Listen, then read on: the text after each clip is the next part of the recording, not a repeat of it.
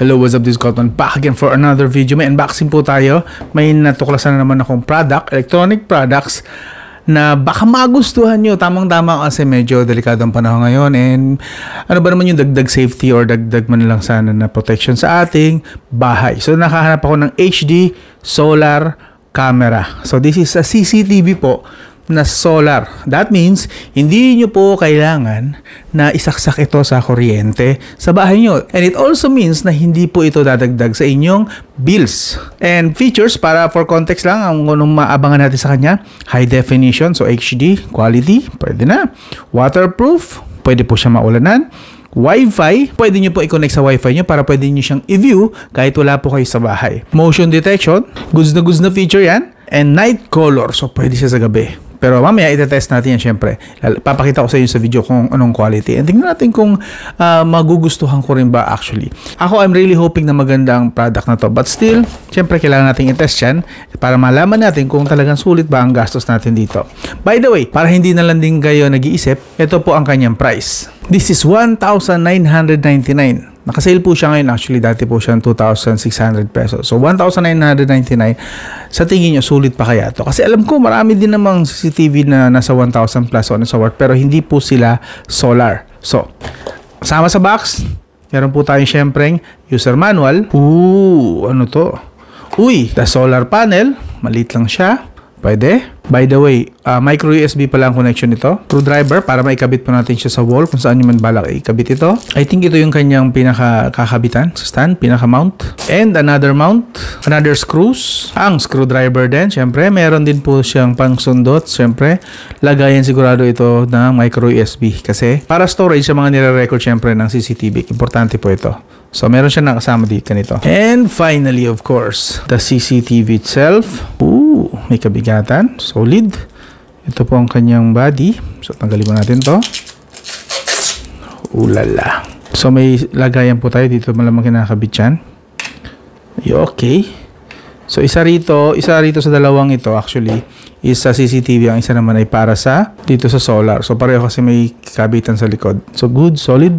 Kompleto po tayo sa package. So, ito po ang kasama sa box. Konting tour lang bago ko ikabit or itest. Mukhang ditanggal to. Okay. This, I guess, is the speaker or singawan ng init. Pwede. Ito yung battery na i-charge ng solar. So, nandito nakalagay. So, yeah. Ang gamit po niyang battery is ganito. So, replaceable po ito. Pwede po, pag nasira na ito, siguro after 2 to 3 years, maybe, depende siguro sa ano ng gamit. Pag nasira na ito, pwede po kayong bumili ito actually sa Lazada and Shopee. So, yeah, replaceable naman pala siya, which is good para, syempre, magamit natin siya na mas matagal. So, balik na natin. So, yan. Dito sa harap naman, meron siyang dalawang sensor. Ito, I think, is for the infrared. And this one, ilaw yata. Nakalagay LED. Pero I think this is the infrared. This one, I'm not sure kung ano ito. And of course, the camera. So, this is from Zrihome. I hope I'm reading it right. Zrihome. Tapos, meron din siya actually, parang mic hole. Nakita niyo ba? Ayan, may butas eh. So, I think that's for the microphone. So, yun. I-test na muna natin para makita natin kung gumagana bago ko tuloy ang ikabit. Sayang naman effort kung kinabit ko tapos di pala gumagana. Check muna natin. Sadly, medyo maulap eh. Makapag-charge kaya ako nito. Pero try ko pa rin. So, habang ina-explore ko, dito pala sa baba niya is nakaganto yung kanina eh. So, meron pala ganito.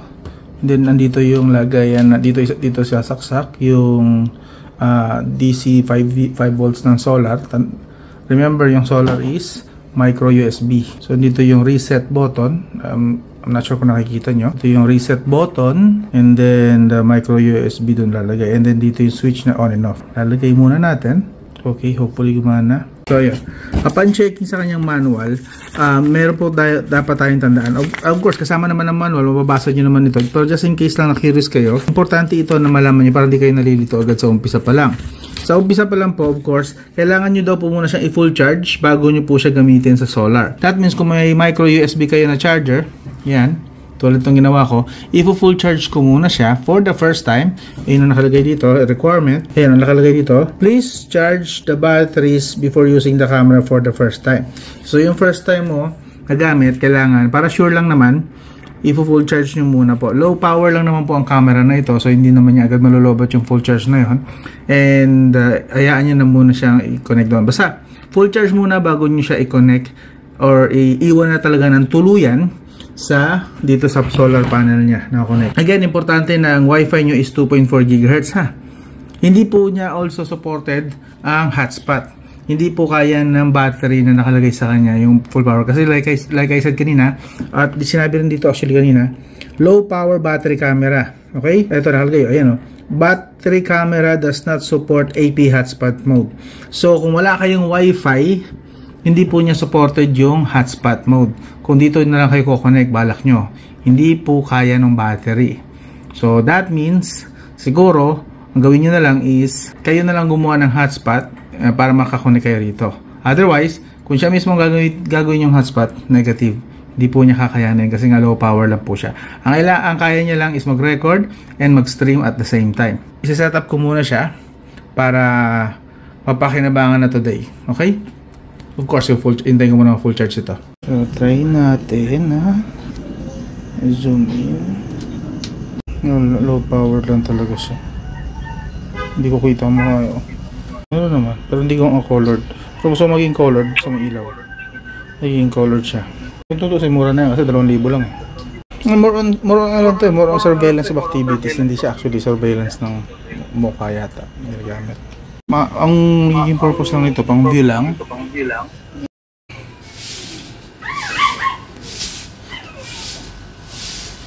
Try mo dito Maya.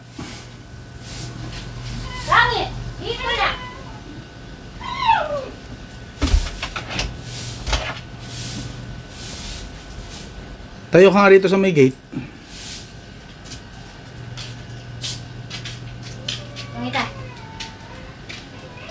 Pwede na rin.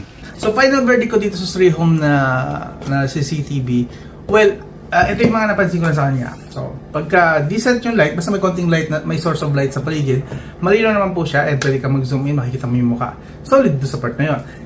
Weak lang siya ng konti sa talaga madilim sa pitch black na scenario. Like, yan, tulad dito nakita nyo sa picture na to, sa video na to.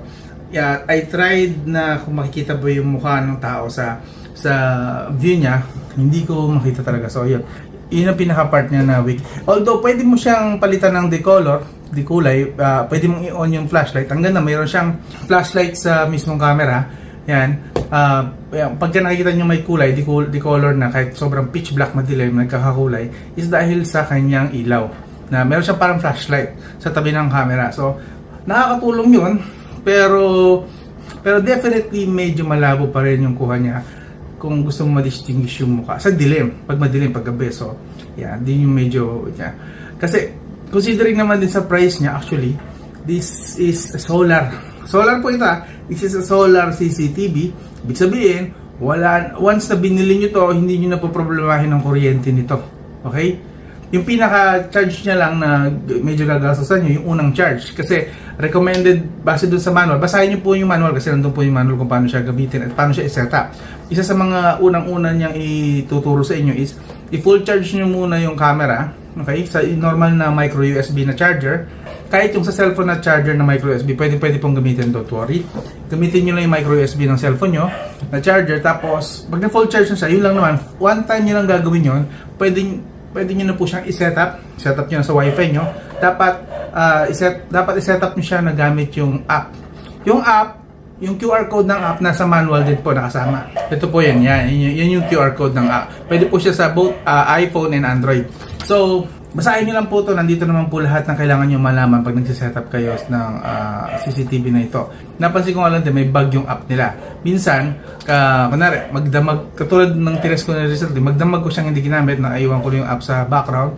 Kinamagana yung gumana. Ang technique pala doon is kailangan i-force stop mo yung app, then saka mo yung on ulit para mag-connect siya ulit. So, bug lang naman yun sa app, pero I think mapifix na rin sa mga susunod na updates kasi app lang naman na issue yun. Pero aside from that, yung mismong camera, basta may micro SD card naman kayo na nilagay doon, magre-record yun, nandun na yung naka-save. Don't worry about that. And pwede rin po kayo mag-remote ng save gamit yung mismong app. Kapag naka-install naman na yung app, goods na goods sa part na yun. So yun lang yung mga napansin ko na positive and negative sa kanya. Yung medyo weakness niya yung madilim masyado, hindi nakita yung mukha, pero makikita mo lang na may tao. So Yeah, medyo ano doon. Pero considering the price, I think worth it na rin ito. Hindi mo na siya kahit kailan pa i-charge. I-set up mo lang siya sa nasisikatan ng araw. Charge mo one time, yung first time niya, tapos pwede mo na siyang iwan doon. And then, connect mo na lang sa Wi-Fi. Ay, nga pala, gagana lang po siya kung pareho kayong Wi-Fi, ha? Okay? And also, make sure lang na kapag isa-set up nyo yun, hindi abot ng tao kasi madaling nakawin niya. Pag nanakaw yan, magagamit na nila, wala ka naman magagawa. Madali lang naman kasi siyang i-reset. Ang reset button niya is nasa tabi lang din ng charging port niya. So, yeah. Basically, ilagay nyo na siya sa... Actually, bahala ko sana siya. Kung pwede lang sana, ikabit na lang sa poste para kita yung paligid ng bahay. Kaso wala akong permit para doon, so hindi ko na lang siya ginawa ganun. Maybe next time, pag nakausap ko siguro yung homeowners dito, ilalagay ko sa poste ng bahay namin para kita talaga both side, kaliwa at kanan ng paligid ng bahay. Mas maganda sana yung ganun eh. Pero wala, wag muna, since ito lang muna, nilagay ko lang muna sa harap ng gate para at least nakikita ko yung mga labas-pasok ng gate kung sino. So yun lang muna, big deal. And yun nga, may motion capture siya. Pag may gumagalaw, i-record niya yun. Gusto ko yung part na yun, actually, motion capture na. So, good job dun sa part na yun, nice yun. Can I recommend it? Yes, sure, I can recommend it. Basta yun nga lang, sa sitwasyon lang na maliwanag. So, it would be best siguro kung isa-set up nyo siya sa gabi, suportahan nyo ng bumbilya ng ilaw. Para mas maganda, mas makikita nyo na maliwanag. Yun lang naman. Kung interesado kayo, ako interesado ako, hindi ko nga siya ibebenta actually. Inilagay ko na talaga siya dun sa tapat ng gate. No, papansin nyo yung setup na yan. Nilagay ko sa tapat ng gate, tapos nakalawitan dun yung solar panel sa may bubong. Solid na. Hindi ko naisipin yun. Hindi pa yung dadagdag sa bills ko. Hindi dadagdag yun sa electric bills ko. Panalo. So, yun. Iwan ko yung link sa video description kung interesado kayo kasi hindi ko ibebenta yung aking sensya. Nagagamitin ko talaga yun. So, yun. Ang ganda lang. This is Scott, man. I'll talk to you again soon.